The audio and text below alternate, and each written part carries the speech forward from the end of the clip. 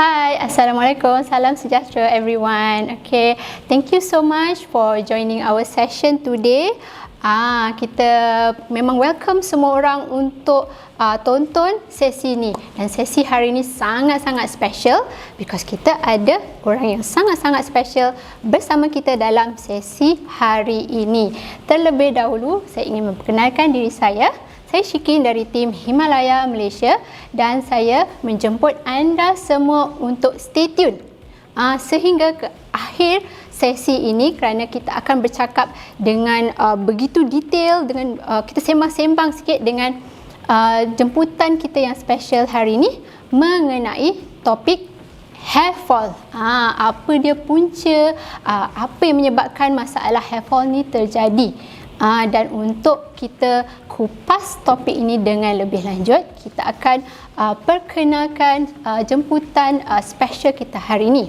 Beliau merupakan seorang doktor, seorang spesialis dari segi hair transplant, dan merupakan international speaker yang telah pun bercakap saya kira internationally serata dunia, dan dia juga mempunyai orang kata passion ataupun sangat suka tentang topik hair.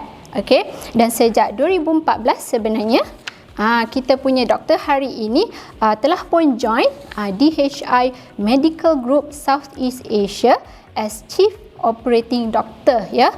Jadi kita tonton siapakah orang yang special tu hari ini. Mari kita lihat siapa di sebelah saya. Inilah dia doktor yang saya katakan, Dr. Ellie. Welcome, Dr. Ellie. Hi guys, hi. Terima kasih jemput saya ke sesi bersembang-sembang dengan tim Himalaya hari ini. So, nama saya Dr. Ellie. Saya doktor dan also pengasas Hair Transplant Solution klinik yang berada di area KLCC ni. So, Syikin, hari ni kita nak cakap pasal apa ya? Kita sebenarnya banyak nak katakan, Dr. Ellie. Of course, kita daripada tim Himalaya Malaysia, thank you so much Dr. Ellie datang hari ini dan sharing dari segi you punya experience, you punya expertise dalam topik yang saya rasa passionate bagi Dr. Ellie lah. Rangkaian produk Himalaya yang dapat membantu masalah keguguran rambut. Okey Dr. Ellie, bercakap tentang keguguran rambut ni, boleh tak Dr. Ellie bagi tahu siapa sebenarnya yang selalu mengalami masalah ni? Okey, kalau nak cakap pasal masalah keguguran rambut atau rambut rontok, memang dia akan affect dua-dua jantina. Keguguran rambut ni, doktor? I would say it's more on men actually. Oh, men. Masih? Men is actually more. Walaupun rambut pendek orang kata nampak macam tak ada masalah. Ada tak masalah rambut gugur dalam keluarga? Okay, this is very interesting. Kalau dalam keluarga ada masalah keguguran rambut, 50% keturunan lelaki akan dapat masalah rambut gugur. Oh, that's quite high. Very high. So kalau ayah ke abang ke, doesn't matter. Ada orang kata belah mak ke belah ayah, doesn't matter. Siapa-siapa, as long ada seorang je kat dalam keluarga, next generation 50% akan kena. Share with your male friends, your husband, your boyfriend, punya boss ke. Share this session because this information bukan hanya untuk orang perempuan. Orang lelaki pun perlu ambil tahu, perlu prihatin because masalah ni, masalah keguguran rambut macam Dr. Ellie kata bukan hanya untuk orang wanita sahaja. One more. Yes. So selalu kita katakan kalau family yang ada 50% kan. Ada satu lagi dalam golongan yang tak ada masalah family. Okay, so kalau tak ada masalah family semua okay, perfect hair kan, lelaki masih ada 1 in 5, 20% chance. See, masih ada chance. So it's very high. Yes. What else untuk perempuan? Kalau nak kata dalam keturunan, it's not so common. Dia tak affect as much as to male counterpart lah. Oh, okay, that's an interesting info kita dapat hari ini daripada Dr. Ellie. Punca masalah hingga menyebabkan masalah keguguran rambut ni berlaku. Dr. Ellie tadi sebut banyak kata genetik. Yes, that's one of the thing yang jadi punca penyebab. Of course, saya rasa banyak lagi benda lain kan. Orang kata macam, oh, my family tak ada genetik ni, so for sure I tak ada masalah. So what are the Ada other cost, yes okay? yes Okay.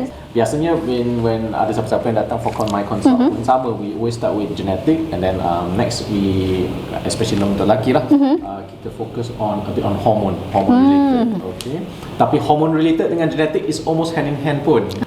Ramai yang bila baca Google, this is also another very interesting fact. Ramai yang bila baca Google atau Medscape atau apa-apa resources, dia akan selalu terbaca bila testosteron atau DHT, dihydrotestosterone, DHT tinggi, maka dia akan gugur rambut. But it's not true. This is a very interesting fact, because fungsi hormon tu ialah untuk menimbulkan ciri-ciri secondary atau ciri-ciri kelelakian yang ada. So muscle building, janggut, jambang, and also your sexual appetite semua lah. So katakan kalau betul semua orang yang rambut gugur ni DHT dia tinggi, maka semua pun akan badan sadu-sadu. Datang klinik semua sadu-sadu. Rambut. Kalau macam tu, I pun rela. Tak payah exercise kan, dapat body macam The Rock tapi botak. I rela. Oh, itu hormon hormon itu issue. yang kita selalu baca. So that's the problem. Kalau semua yang ada masalah DHT tinggi, then semua kena sadu. But the real fact is, kebanyakan orang dia tak sadar, dia nampak biasa je. And then bila kita buat check pun, the hormone level is usually normal. So guys, yang penting ni is not so much your testosterone tu tinggi, it's actually just your genetic yang menyebabkan you lebih sensitif dengan genetik yang So normal. guys, kena check your facts. So that's why kita bring in Dr. Ellie ni, experience yang lama, dah berjumpa dengan pelbagai masalah rambut, keguguran rambut. So dia ada info tu, dia ada kata facts tu mengenai apa dia punya punca penyebab kepada masalah keguguran rambut. Selain daripada itu, Dr. Ellie, apa kan yang macam normal things daily tu yang kita tak perasan sebenarnya, boleh jadi punca penyebab kepada masalah rambut gugur. Kan? Alright, so the fun things is number one, produk. Actually kalau guna produk yang tidak betul atau treatment yang tidak betul, boleh menyebabkan masalah rambut gugur. Okay, so the one that is very common, kita start dengan yang paling severe dulu. Bila dia buat hair dye, color rambut, ataupun dia buat treatment rambut, buat dia pergi salon, lagi ada hot treatment tu kan, hot treatment, ada chemical treatment. So dia bukannya semua treatment tak bagus, it's actually okay, tapi salon stylist punya experience kena ada. So satu tip yang akan bagi, golden tip ni, kalau sesiapa yang buat treatment atas rambut kita, kepala kita, kalau terasa dia sakit, dia perik, dia macam burning, selalu kita akan bagi tahu stylist, sakit lah. Then the common jawapan yang kita terima pun, dia macam ni. Biasalah ni, tak apa. YouTube biasa ni. Tahan sikit. Alamak. Tahan, Guys, macam saya tak pergi salon sangat lah. So to those yang pergi salon untuk buat perming ke, colouring your hair ke, bila ada kata red flags macam ni, please ask your stylist. Tell them to stop, because for kebanyakan orang maybe tak masalah, tapi kulit semua orang berlainan. Betul. Mungkin kulit I tebal, letak asid pun okey, jalan je. Tapi setengah orang mungkin kulit dia nipis sikit. So kalau ada just normal chemical pun dia boleh mula burn. Dan kalau burn boleh menyebabkan rambut gugur nanti. Okay, so that's the common one. Next one is itu yang kat salon, contohnya kat rumah, hair dryer, hair roller, semua tu. Overuse of your heat treatment. Kalau guna certain shampoo yang tidak sesuai ataupun chemical dia terlampau tinggi, yang tak guna bahan-bahan natural, yang banyak guna chemicals. So good shampoo selalunya dia kena reduce chemical, have more natural ingredient. That is much better for your hair and also for dia punya overall growth, and kurangkan masalah rambut gugur. So kalau you kena, if any one of you dah kena COVID, I think ramai dah kena dah, at least one round. So kalau you kena COVID is a viral illness. Dia is the same type, not same type lah, tapi dia viral illness. Dengue is also a viral illness. So kalau sesiapa yang pernah kena dengue, dia pun sama. Dia ada chance kan untuk mengalami fasa rambut gugur. And fasa rambut gugur ni selalu akan berlaku 4 hingga 10 minggu selepas you dah recover. Dia bukan tengah you kena infection Dah tu. recover tu baru ada kesan-kesan dia. Betul. Oh wow. that This is very the first time I hear about orang kata post-COVID. Post-COVID hair loss. So post-COVID hair loss, the illness itself, the virus itself can cause kita punya hair cycle to reset. From growth cycle, dia akan stop and then dia akan grow. My. Tapi the good news is kalau you tak buat apa-apa pun, it will grow back. The problem The is body ramai kita panic, tu. they start using more chemicals, they start doing a lot of treatment. Dia pilih jalan yang tak sesuai, solution yang tak sesuai. Correct, So guys, kalau ada kesan-kesan macam ni, to those yang post-COVID, learn. Okay, this is a session for you guys to learn. Kita share facts and figures for you guys hari ni untuk info diri sendiri ataupun kawan-kawan, keluarga yang ada mengalami masalah ni, dan boleh share topik ataupun pengetahuan yang kita ada pada hari ini. Of course, Doktor, with the pandemic kan, kita dah 2 years dan Alhamdulillah this year kita dah ease out, kita dah boleh keluar, dah boleh jumpa keluarga, but still throughout the 2 years tu, with the quarantine apa semua, it menyebabkan orang kata stress lah at that point of time. Totally tak tahu nak buat apa. Betul. Kat rumah kalau ada anak macam saya, haywire. Kalau orang yang single tu, alah rindunya dekat boyfriend ke dekat keluarga. So this kind of thing actually puts in trigger stress. Correct. And some people have hair loss because of stress. Yes, betul. So the pandemic has caused a lot of stress. So of course, duduk seorang, mental stress. Okay. Ada anak, mental stress. Mana nak pergi ni? Kurang kerja, financial stress. Yes, betul. Okay. And then of course tak boleh keluar, social stress. Whatever stress, semua stress ni and stress ni, tapi stress dia lebih cenderung untuk affect wanita. So mungkin dalam fasa ni lebih wanita yang akan mengalami masalah rambut gugur because of faktor-faktor stress semua ni. So you're right. Dalam COVID ni, stress causes a lot of hair loss problem. Bila mengalami simptom-simptom ni, keguguran rambut ni, a lot of people outside memang mencari-cari solution, mencari-cari informasi, which way should I go. Of course, today is the session for you guys to clear things out. For that, you guys sit down, stay tuned throughout this session. Dr. Ellie bersama Himalaya Malaysia hari ni, okay, akan share info-info yang perlu anda tahu, okay, untuk jaga rambut supaya tidak gugur dan root cause of your issue. Ada ibu-ibu dalam selepas ataupun semasa berpantang mengalami juga masalah keguguran rambut. What your opinion on that? Okay, very good question. So this one affects almost 80 to 90% daripada kaum ibu-ibu semua ni. So same thing as viral illness ataupun COVID. Time mengandung tak gugur rambut. Very luscious, very black. Because you are in fasa pertumbuhan. Baby bertumbuh, badan you semua bertumbuh. So your rambut is the best time pregnancy. Yes, that's true. And then lepas bersalin, dia bukannya gugur terus. It's about 3 to 6 months lepas bersalin baru hair fall. So if you see the pattern dengan viral illness tadi tu, same thing. Dia bukannya immediately bila dapat infection, not immediately lepas bersalin. 3 to 6 months lepas tu baru your body goes into this cycle. Your hair reset.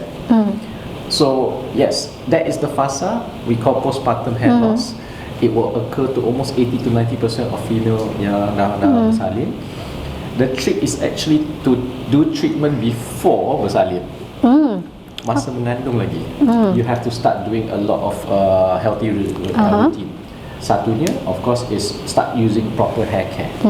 Because you kena mula protect your hair, protect your roots before dia masuk fasa yang stress. The stress is after delivery. So jangan tunggu masalah tu datang, Correct. kata baru nak cari solution. Start before. Dia macam stretch marks. Stretch marks pun bukan dia tunggu sampai ada stretch mark baru nak sapu krim. Dia kena sapu before stretch mark happen. So same thing. So number one, mula rutin yang bagus for your hair, termasuk using your good shampoo, your treatment for your scalp, okay, moisturizing. Kedua is nutrition. So untuk kaum wanita yang ibu-ibu yang mengandung, important nutrition you kena ada protein, omega 3, vitamin D and vitamin C lah. So these four I selalu advise, nasihat kat semua orang. I bagi nasihat free je, because I rasa bila kita boleh mencegah is much better than you datang for treatment later. Because nanti bila datang for treatment dah lah ada anak, then you nak spend money, is very counterproductive. Better you treat earlier. Prevention is better than cure lah, in a way. So with all the information here, sebenarnya kita inform kepada anda semua, audiens di luar sana, tak kira lelaki ke perempuan, mungkin ada kenal saudara mara yang sedang mengalami masalah-masalah yang telah kita sebutkan tadi. This is the channel where you guys can collect all the info. Okay, gunakan info tu untuk menjaga kesihatan rambut anda. Orang kata kesihatan tu bukan hanya orang kata kulit muka saja. Yes, rambut tu orang kata mahkota, mahkota diri seseorang. Let's kita recap sikit causes of hair fall tadi. Dr. Ellie dah sebut poin-poin dia. Yang pertama dari segi hormones, of course, secondly genetic. Of course you need to check on your genetic, even those yang tak ada genetic dalam keluarga yang masalah rambut ni pun still ada 20% tadi kan doktor? 20% chance to have hair fall issue. And thirdly, kegunaan bahan tinggi chemical dalam hair care products ataupun mengenakan suhu yang tinggi, maybe up to all these hair dryer, permi semua tinggi tau dia punya temperature. Yes, more than 200 degrees on your hair. So you have to take care lah bila memang you seorang yang pergi ke salon melalui semua treatment ni. And of course stress due to the pandemic, macam-macam stress yang berlaku pada setengah orang hingga menyebabkan dia keguguran rambut. And of course postnatal hair loss issue di kalangan ibu-ibu. So it's best for you guys to find a solution, to find orang kata prevention before terjadinya cycle masalah rambut tu tadi. Betul tadi? Betul. So take this opportunity, yang semua summary ni I rasa is like coming free to my clinic. So better you share out to your friends. Kalau datang jumpa consult Dr. Ellie pun, he will give the more or less the same recommendation. So kita pun akan analyse each and every one of you atas semua faktor yang baru. So of course everyone's hair, everyone's issue is different. But of course kalau ada any of these red flags, I need to do something, you should check your condition of hair fall ataupun hair loss. Okay, thank you so much Dr. Ellie. It's been a very beneficial topic kita hari ni. So guys, kita dah cakap banyak ni tadi. Sebenarnya kita of course ramai yang stay tune tadi, kita nak bagilah something pada mereka. Tapi nak bagi something tu kenalah orang kata test dulu. Nak tahu kita jemput Dr. Ellie ni cakap very informative. You guys kena ambil tahu the whole session dan kena jawab soalan ni pada komen below. Okay? Boleh? So komen nanti kita akan choose winner. Pasal apa? Information tadi banyak sangat. Of course mesti ada yang tersangkut 1-2 sikit kan? Okay, so soalannya senang je. Please provide 2 main causes of anti-hair fall. 2 main causes of hair fall. Apa dia 2 punca penyebab masalah keguguran rambut? Dr. Ellie dah bagi hint dah. Senang je. Kalau you guys tune in from minit pertama tadi, of course mesti dapat jawapan dah. Okay, so comment below and kita akan choose winners. Again, thank you Dr. Ellie for this session. So of course comment juga kalau you guys ada soalan-soalan yang berkenaan dengan topik kita hari ni. So with that, kita say goodbye dulu untuk hari ni, untuk kali ni. Thank you. Bye-bye. Thank you. Bye.